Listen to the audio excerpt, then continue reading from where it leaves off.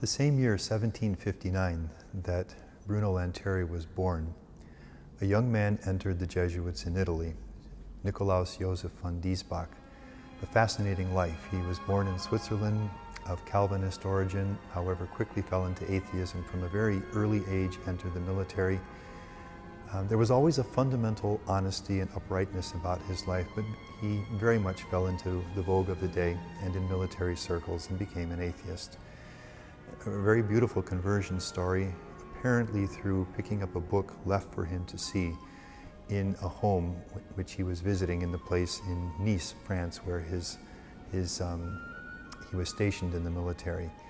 And this leads eventually to his conversion to Catholicism and his entrance into the Jesuits, and brings him to the city of Turin in 1779, when Bruno Lanteri, as a 20-year-old seminarian, is striving now to find his way within the church, within theology, within spirituality, within his life and faith.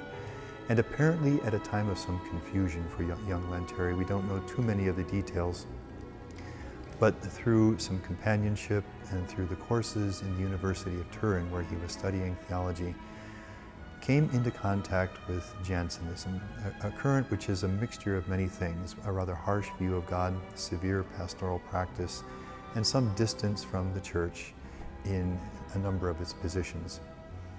And in a time which was critical, a time in which the basic direction of his life was being decided through apparently a friend of his also in Turin at the time, young Bruno met Father Diessbach, and the attraction was instant and was deep.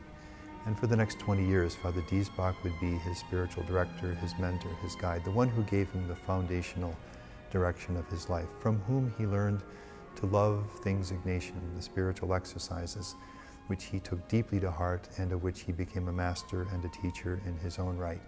St. Alphonsus Liguori as an answer to Jansenism, and one who portrayed God as merciful and as approachable, in contrast to the severe and harsh portrayal which is typical of Jansenism. In many ways, he learned from this man.